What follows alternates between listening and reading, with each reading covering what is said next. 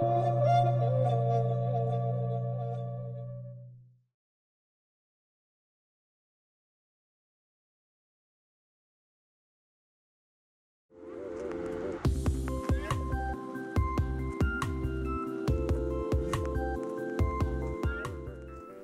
students, today we shall take up a topic on method of teaching. Dear students, teaching is a complex, multifaceted activity, often requiring the teacher to juggle multiple tasks and goals simultaneously. The term teaching method refers to the general principles, pedagogy, and management strategies used for instruction by the teachers to achieve the desired learning by the students. Teaching method depends on what fits the teacher's educational philosophy, classroom demography, and the subject area. Teaching methods can be categorized into 4 types: teacher-centered method, learner-centered methods, content-focused methods, and last one is interactive method. Let us discuss on teacher-centered method. In this approach, the students are viewed as empty vessels whose primary role is to passively receive information with an end goal of testing and assessment. The teacher is looked upon by the learners as an expert or an authority. Examples of such methods are expository or lecture methods, which require little or no involvement of learners in the teaching process. Due to lack of involvement of the learners in what they are taught, such methods are also called closed-ended. In this teaching model, teaching and assessment are viewed as 2 separate entities. Student learning is measured through objectively scored tests and assessments. Dear students, let's go to what is learner-centered method. In learner-centered method, the teacher plays a dual role as a teacher and a learner at the same time, so that the classroom extends rather than constricts the teacher's intellectual horizons. While the teacher still holds the authority figure in this teaching model, the teacher and the students play an equally active role in the learning process. The teacher becomes more a resource rather than an authority, and his primary role is to facilitate student learning. In the process, the teacher also learns and discovers new things. Examples of learner-centered methods are discussion method, or discovery, or inquiry-based approach.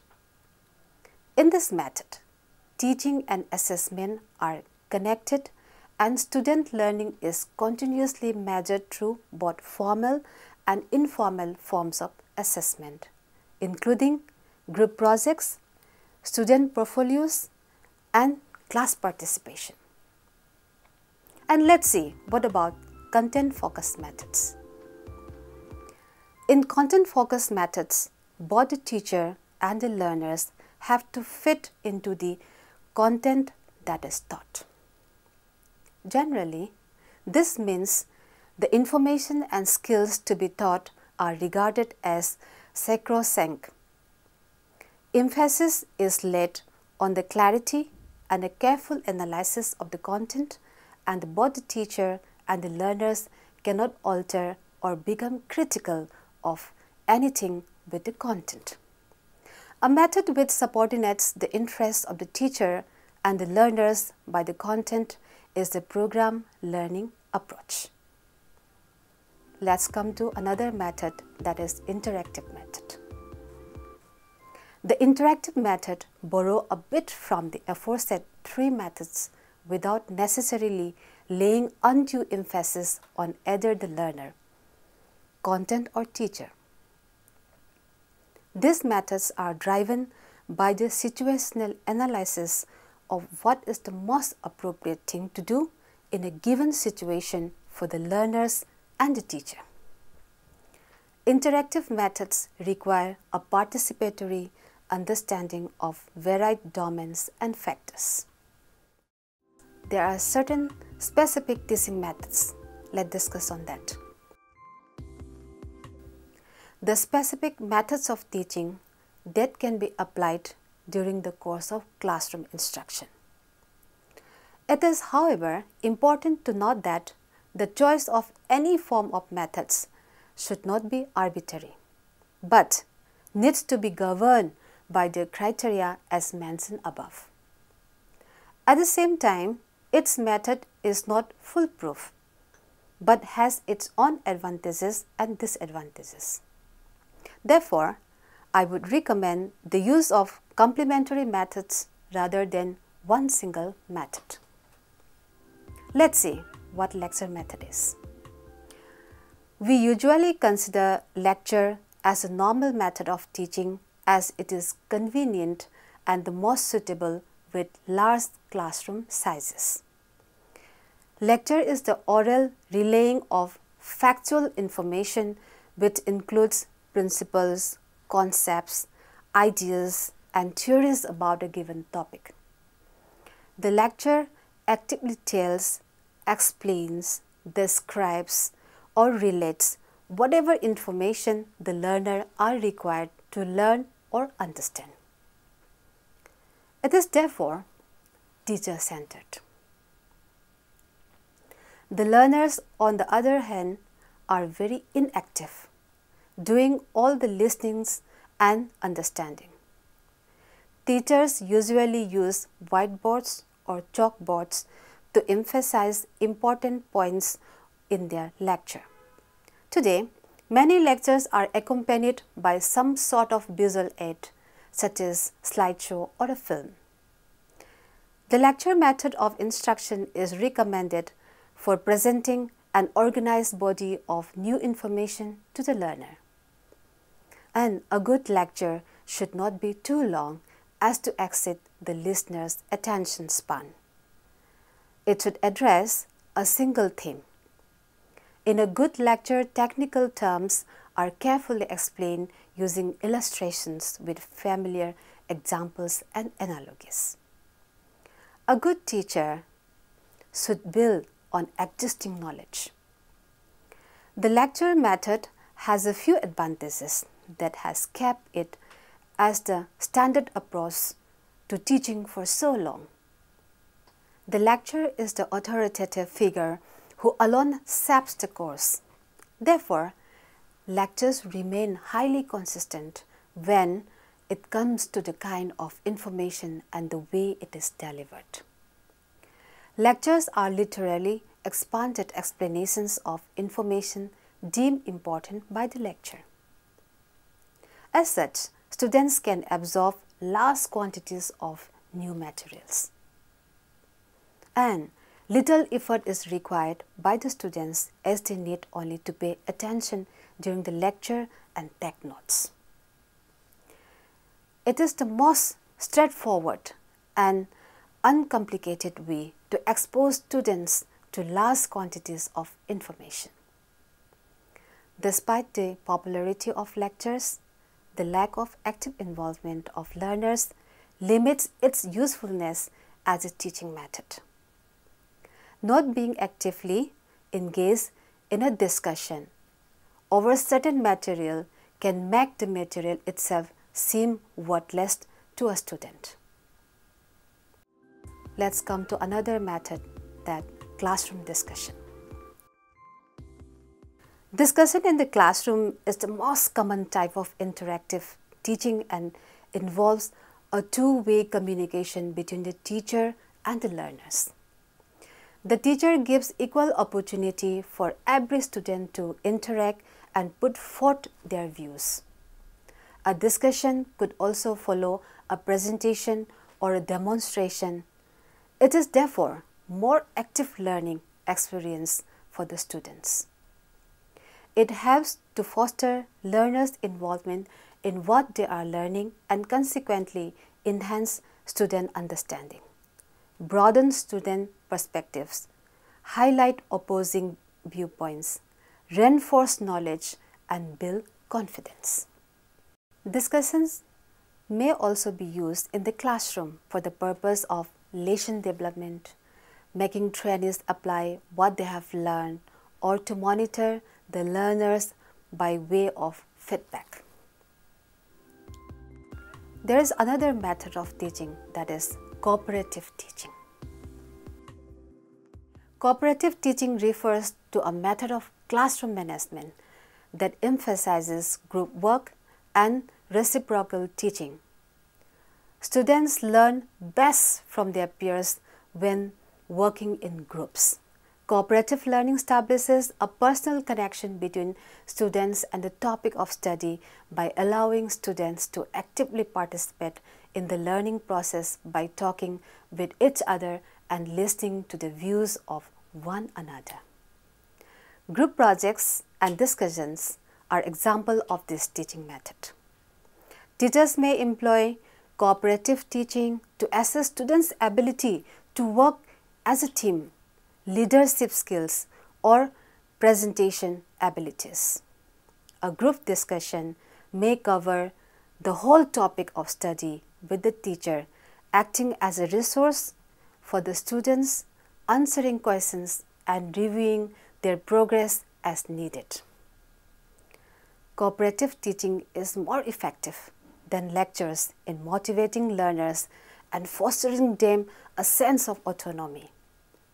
Cooperative learning falls under the student-centered approach because learners are given responsibility of their learning and development. And here another teaching method is demonstration. Demonstration is the process of planned teaching of occupation skill or scientific principle through examples or experiments. A demonstrator may be used to prove a fact through a combination of visual evidence and associated reasoning. Demonstrations have to raise student interest and reinforce memory retention because they provide connections between facts and real world applications of those facts. And here another method of teaching is brainstorming.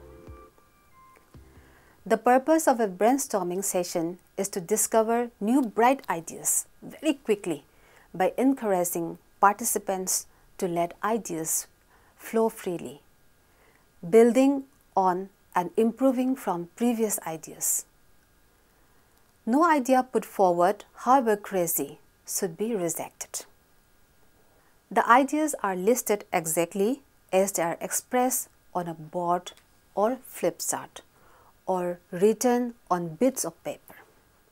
The combination of swiftly generated ideas usually leads to a very animated and energizing session. Even the more reserved participants should feel bold enough to contribute. After a brainstorming session, the ideas can be discussed further and evaluated. For example, listing the best options in a systematic way. Ideas, when grouped and analyzed, may lead to innovative ideas. A brainstorming session can work well with a large group and usually takes less time. It is best to limit the time for plenary brainstorms as you might lose the attention of some participants. There is also another method of teaching, that is role play. In role play, participants use their own experiences to play a real life situation. When done well, role play increases the participants' self-confidence, give them the opportunity to understand or even feel empathy for other people's viewpoints or roles, and usually end with practical answers, solutions or guidelines. Some trainees may feel a role play is too exposing, threatening, or embarrassing. This reluctance may be overcome at the outset by careful explanation of the objectives and the outcome. Some role play can generate strong emotions amongst the participants. It is therefore essential that role play is followed by a thorough debriefing.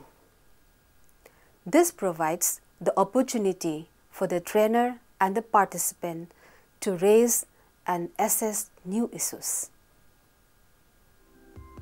Let's see, another method of teaching is inquiry-based teaching. Inquiry-based teaching is a pedagogical approach where the students explore academic content by posing, investigating, and answering questions. Also known as problem-based teaching.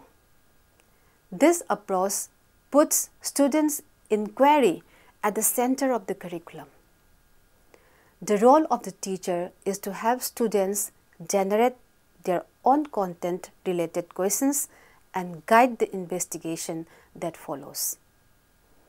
The teachers commit to provide rich experiences that provoke students' thinking and curiosity, to plan carefully constructed questioning sequences, to manage multiple student investigations at the same time, to continuously assess the progress of each student as they work toward their solution or final product, and to respond the moment to students' emerging queries and discoveries.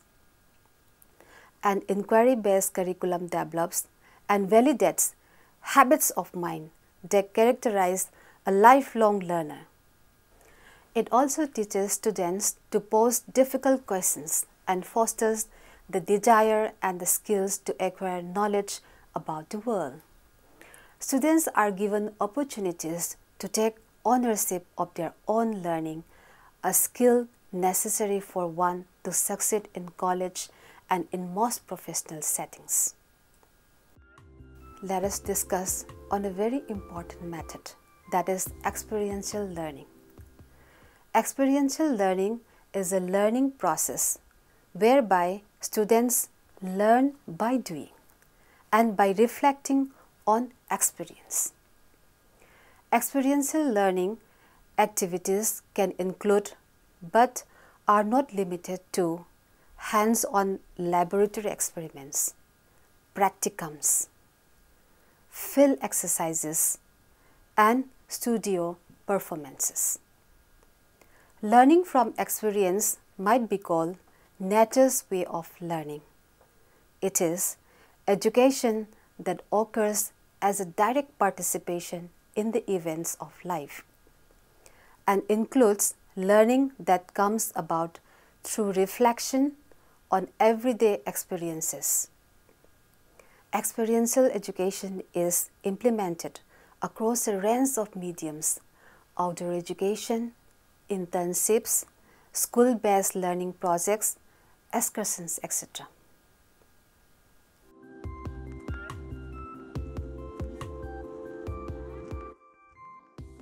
Dear students, before concluding, I consider it important to discuss the different learning styles of the students. An individual's learning style refers to the preferential way in which the student absorbs, processes, comprehends, and retains information. For example, when learning how to build a clock, some students understand the process by following verbal instructions, while others have to physically manipulate the clock themselves. Individual learning styles depends on cognitive, emotional, and environmental factors, as well as one's prior experience. It is generally accepted that student learning styles fall into 4 categories. First one is visual, next is auditory, next is reading or writing preferences, and last one is kinesthetic, popularly known as Nell Fleming's VARK learning model in short. The VARK model acknowledges that students have different approaches to how they process information, referred to as preferred learning modes. Therefore, allowing students to assess information in the manner they are comfortable with will increase their academic confidence. Thank you.